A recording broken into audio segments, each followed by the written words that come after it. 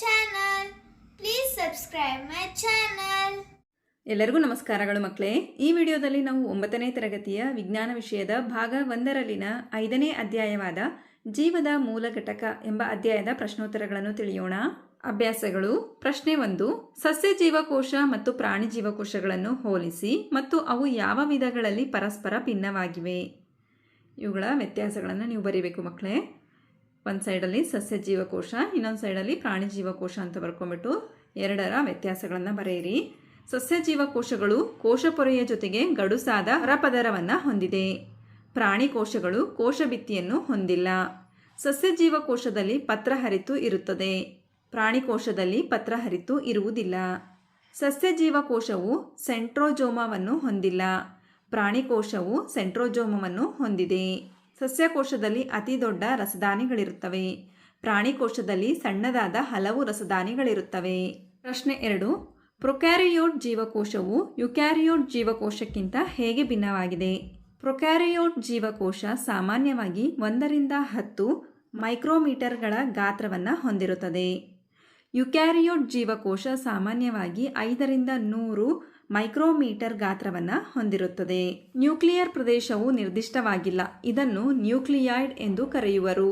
Eukaryote ಜೀವಕೋಶದಲ್ಲಿ nuclear ಪ್ರದೇಶವು ನಿರ್ದಿಷ್ಟವಾಗಿದೆ. ಇದು nuclear ಪೊರೆಯಿಂದ ಆವೃತವಾಗಿದೆ.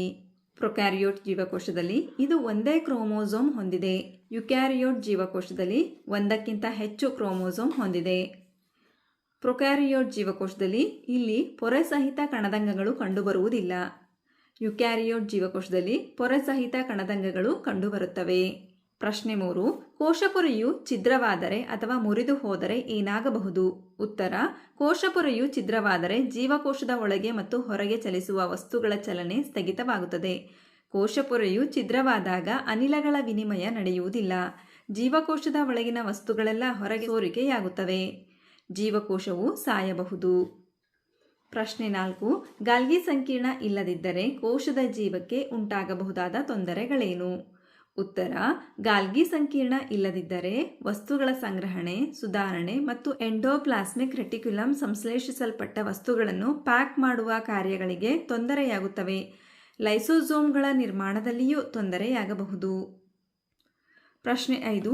ಯಾವ ಕಣದಂಗವು ಕೋಶದ ಶಕ್ತಿ ಕೇಂದ್ರ ಎಂದು ಹೆಸರಾಗಿದೆ. ಏಕೆ. ಉತ್ತರ. ಮೈಟೊಕಾಂಡ್ರಿಯೆ ಎಂಬ ಕಣದಂಗವು ಕೋಶದ ಶಕ್ತಿ ಕೇಂದ್ರ ಎಂದು ಹೆಸರಾಗಿದೆ.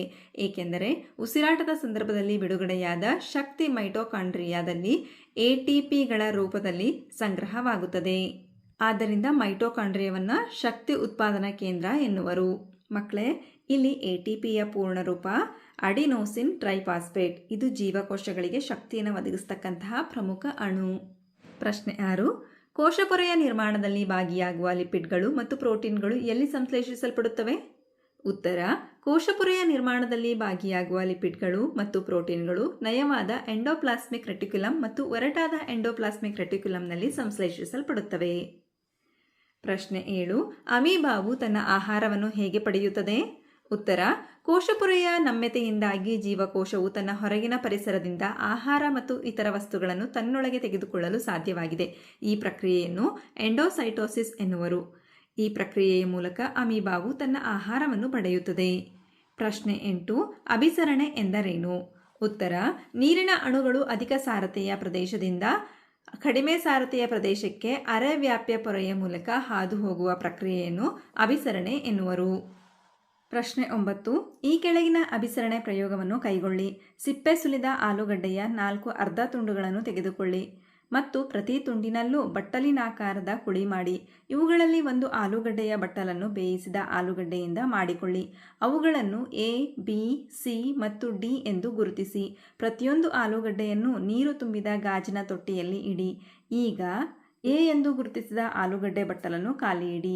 B ಎಂದು ಗುರುತಿಸಿದ ಆಲೂಗಡ್ಡೆ ಬಟ್ಟಲಿನ 1 ಟೀ ಚಮಚೆಯಷ್ಟು ಸಕ್ಕರೆ ಹಾಕಿ. C ಎಂದು ಗುರುತಿಸಿದ ಆಲೂಗಡ್ಡೆ ಬಟ್ಟಲಿನಲ್ಲಿ 1 ಟೀ ಚಮಚೆಯಷ್ಟು ಉಪ್ಪು ಹಾಕಿ. D ಎಂದು ಗುರುತಿಸಿದ ಬೇಯಿಸಿದ ಆಲೂಗಡ್ಡೆ ಬಟ್ಟಲಿನಲ್ಲಿ 1 ಟೀ ಚಮಚೆಯಷ್ಟು ಸಕ್ಕರೆಯನ್ನು ಹಾಕಿ. ಇವೆಲ್ಲವನ್ನು 2 ಗಂಟೆಗಳ ಕಾಲ ಹಾಗೆಯೇ ಇಡಿ. ನಂತರ 4 ಆಲೂಗಡ್ಡೆ ಬಟ್ಟಲುಗಳನ್ನು ಗಮನಿಸಿ ಮತ್ತು ಕೆಳಗಿನ ಪ್ರಶ್ನೆಗಳಿಗೆ ಉತ್ತರಿಸಿ ಅಂತ ಕೊಟ್ಟಿದ್ದಾರೆ ಮಕ್ಕಳೇ. ಈ ಪ್ರಶ್ನೆಗಳಿಗೆ ಉತ್ತರಗಳನ್ನು ನೋಡೋಣ. ಮೊದಲ ಪ್ರಶ್ನೆ. ಬಿ ಮತ್ತು ಸಿ ಆಲೂಗಡ್ಡೆ ಬಟ್ಟಲಿನ ಕುಳಿಗಳಲ್ಲಿ ನೀರು ಏಕೆ ಸಂಗ್ರಹವಾಗಿರುತ್ತದೆ ಎಂದು ವಿವರಿಸಿ. ಉತ್ತರ: ಆಲೂಗಡ್ಡೆಯು ಹಲವಾರು ಜೀವಕೋಶಗಳಿಂದ ಮಾಡಲ್ಪಟ್ಟಿದೆ. ಜೀವಕೋಶಗಳ ಕೋಶಪೊರೆಯು ಅರೆವ್ಯಾಪ್ಯ ಪೊರೆಯಾಗಿರುತ್ತದೆ. ಅಭಿಸರಣೆಯಿಂದಾಗಿ ನೀರು ಆಲೂಗಡ್ಡೆ ಒಳಗೆ ಬರುತ್ತದೆ. ನಂತರದ ಪ್ರಶ್ನೆ: ಎ ಎಂದು ಗುರುತಿಸಿದ ಆಲೂಗಡ್ಡೆ ಬಟ್ಟಲು ಈ ಪ್ರಯೋಗಕ್ಕೆ ಏಕೆ ಅವಶ್ಯಕ? ಉತ್ತರ: ಎ ಎಂದು ಗುರುತಿಸಿದ ಆಲೂಗಡ್ಡೆ ಬಟ್ಟಲು ಈ ಪ್ರಯೋಗಕ್ಕೆ ಅವಶ್ಯಕ, ಏಕೆಂದರೆ ಎರಡು ಮಿಶ್ರಣಗಳ ಸಾರತೆ ಒಂದೇ ಇದ್ದಾಗ ನೀರು ಚಲಿಸುವುದಿಲ್ಲ. ನಂತರದ ಪ್ರಶ್ನೆ: ಎ ಮತ್ತು ಡಿ ಆಲೂಗಡ್ಡೆ ಬಟ್ಟಲಿನ ಕುಳಿಗಳಲ್ಲಿ ನೀರು ಏಕೆ ಸಂಗ್ರಹವಾಗುವುದಿಲ್ಲ? ಉತ್ತರ: ಡಿ ಆಲೂಗಡ್ಡೆಯು ಬೇಯಿಸಿದ ಆಲೂಗಡ್ಡೆಯಿಂದ ಮಾಡಿರುವುದರಿಂದ ಅದರಲ್ಲಿರುವ ಜೀವಕೋಶಗಳು ಸತ್ತು ಹೋಗಿರುವುದರಿಂದ ಅವು ಅರೆವ್ಯಾಪಕತೆಯನ್ನು ಕಳೆದುಕೊಂಡಿರುತ್ತವೆ. ಆದ್ದರಿಂದ ನೀರು ಬಟ್ಟಲಿನ ಒಳಗೆ ಪ್ರವೇಶಿಸುವುದಿಲ್ಲ. ನಂತರ ಪ್ರಶ್ನೆ 10: ದೇಹದ ಬೆಳವಣಿಗೆ ಹಾಗೂ ದುರಸ್ತಿಗೆ ಯಾವ ವಿಧದ ಕೋಶ ವಿಭಜನೆ ಅಗತ್ಯವಾಗಿದೆ ಮತ್ತು ಯಾವ ವಿಧದ ಕೋಶ ವಿಭಜನೆಯು ಲಿಂಗಾಣುಗಳು ರೂಪುಗೊಳ್ಳಲು ಕಾರಣವಾಗಿದೆ? ಉತ್ತರ: ಮೈಟಾಸಿಸ್ ವಿಧದ ಕೋಶ ವಿಭಜನೆ ದೇಹದ ಬೆಳವಣಿಗೆಗೆ ಹಾಗೂ ದುರಸ್ತಿಗೆ ಅಗತ್ಯವಾಗಿದೆ. ಮಿಯಾಸಿಸ್ ವಿಧದ ಕೋಶ ವಿಭಜನೆಯು ಲಿಂಗಾಣುಗಳು ರೂಪುಗೊಳ್ಳಲು ಕಾರಣವಾಗಿದೆ. ಹಾಗಾದರೆ ಮಕ್ಕಳೇ, ಈ ಪಾಠದಲ್ಲಿ ಬಂದಿರತಕ್ಕಂತಹ ಎಲ್ಲ ಪ್ರಶ್ನೆಗಳಿಗೆ ನಿಮಗೆ ಉತ್ತರ ಲಭಿಸಿದೆ ಅಂತ ನಾನು ಭಾವಿಸ್ತಾ ಇದ್ದೀನಿ. ಧನ್ಯವಾದಗಳು. ನಮ್ಮ ವಿಡಿಯೋ ಇಷ್ಟವಾದಲ್ಲಿ ಪ್ಲೀಸ್ ಸಬ್ಸ್ಕ್ರೈಬ್ ಮಾಡಿ, ಲೈಕ್ ಮಾಡಿ, ಶೇರ್ ಮಾಡಿ, ಪ್ರೋತ್ಸಾಹಿಸಿ.